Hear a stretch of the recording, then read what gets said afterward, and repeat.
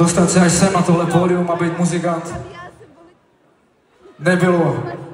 jednoduchý, to všichni víme, ale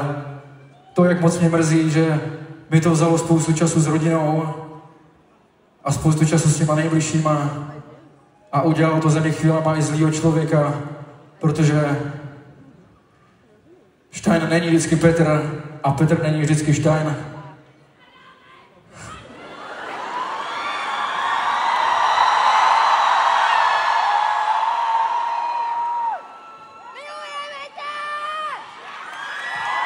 Vzalo si to dost, ale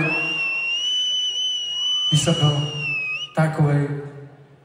chtěl jsem být jenom velký.